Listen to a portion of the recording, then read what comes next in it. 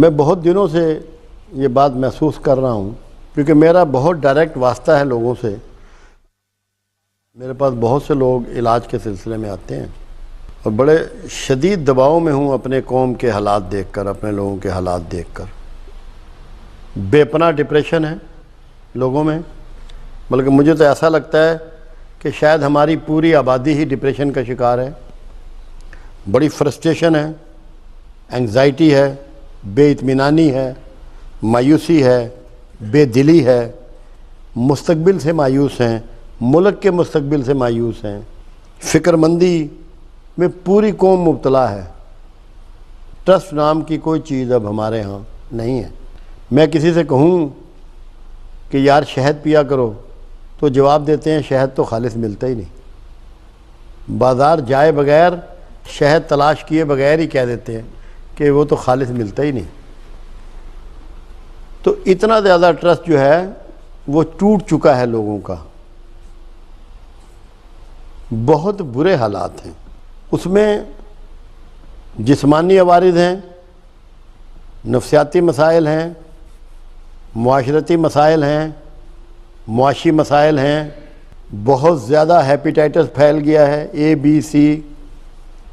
Cancer بہت پھیل گیا ہے، شوگر بہت عام ہو گئی ہے، بلڈ پریشر بے شمار ہے، کمر کی درد نے ہر ایک کو جکڑ رکھا ہے، اور شیٹیکا ہے، گردے فیلئر ہیں، ڈائلسس کی مشینیں بڑھ رہی ہیں. بے شمار مسائل کا ہم شکار ہیں. میں پیچھے مڑ کے دیکھتا ہوں، 1964 تک جا کے دیکھتا ہوں، غور کرتا ہوں، مجھے یہ سب چیزیں پیچھے نظر نہیں آ رہی.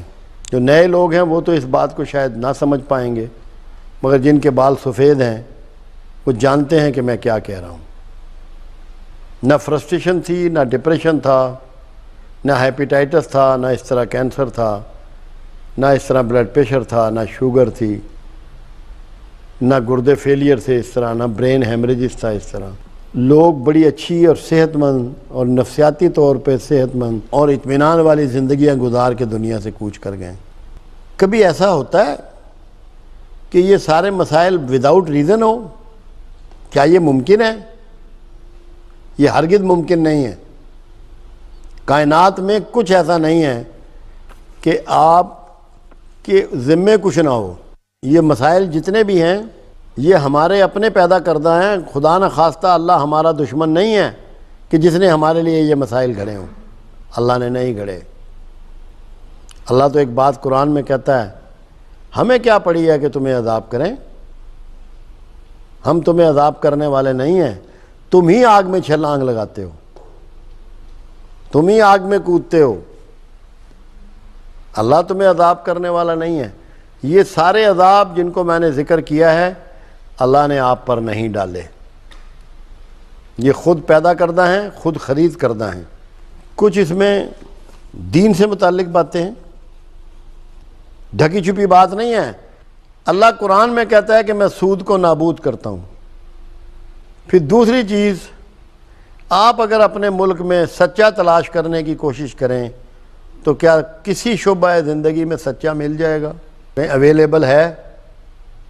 محسوس کرتے ہیں، جانتے ہیں کسی سچے کو؟ قرآن میں اللہ کہتا ہے میں جھوٹ کو نابود کرتا ہوں. اور خود رسول اللہ صلی اللہ علیہ وسلم فتح مکہ پر اپنے عصا مبارک سے بتوں کو گرا رہے تھے، اور زبان مبارک پہ کیا تھا؟ حق آ گیا اور باطل مٹ گیا. اور باطل ہے ہی مٹنے کے لیے. باطل کس کو کہتے ہیں؟ جھوٹ کو. بطل، جھوٹ، بطل، باطل. اللہ کے رسول صلی اللہ علیہ وسلم سے ایک دن پوچھا گیا، یا رسول اللہ صلی اللہ علیہ وسلم، مسلمان بزدل ہو سکتا ہے؟ فرمایا ہو سکتا ہے. مسلمان بخیل ہو سکتا ہے؟ فرمایا ہو سکتا ہے. مسلمان جھوٹا ہو سکتا ہے؟ فرمایا ہرگز نہیں. تو جو جھوٹا ہے کیا وہ مسلمان ہے؟ کیا وہ اسلام پر ہے؟ جتنی نفسیاتی بیماریاں ہیں، جتنی ذہنی بیماریاں ہیں، عدم اطمینان کی ہیں، مایوسی کی ہیں، فرسٹریشن کی ہیں، انگزائٹی کی ہیں، ان کا تعلق ان دو شعبوں سے ہے کہ ہم نے سود کو بھی پکڑا ہوا ہے اور جھوٹ کو بھی پکڑا ہوا ہے. آپ جو مرضی جتن کر لیں، جب تک آپ سود اور جھوٹ کو نہیں چھوڑیں گے اور پیچھے سچائی کی طرف نہیں پلٹیں گے، اپنے آپ کو ریورس گیئر نہیں لگائیں گے، آپ کی انگزائٹی اور ڈپریشن اور فرسٹریشن اور مایوسیاں اور بددلی کبھی بھی ختم نہیں ہوگی۔ دو چیزیں آپ کو ہر حال میں چھوڑنی ہوں گی۔ جتنی مرضی دوائی کھاتے رہیں، اینٹی ڈپریسنٹ لیتے رہیں، شیزوفرینک میڈیسن لیتے رہیں، کچھ نہیں ہونے والا جب تک کہ یہ دو بڑی اخلاقی برائیاں ترک نہیں کرتے۔ یہ ریورس لگانا ہی پڑے گا، یہ برائیاں ترک کرنی پڑیں گی، ورنہ کوئی اور راستہ بچت کا نہیں ہے۔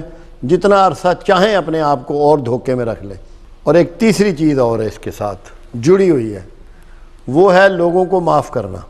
ہمیں شدت اتنی ہے کہ سگے بہن بھائیوں کی بول چال نہیں ہے، بیٹے اور باپ کی بول چال نہیں ہے، میاں بیوی کے جھگڑے ہیں، کیونکہ ہم دوسروں کو معاف نہیں کرتے۔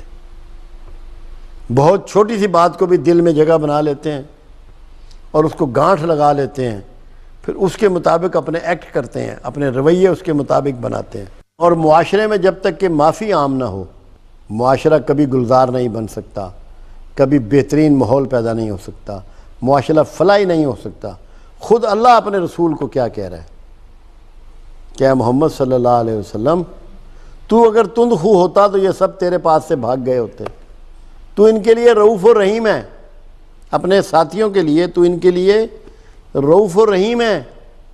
ان سے مشورے کیا کر، ان کی غلطیوں کو معاف کیا کر، اور مجھ سے بھی ان کے لیے معافی مانگا کر تاکہ میں انہیں بخش دوں۔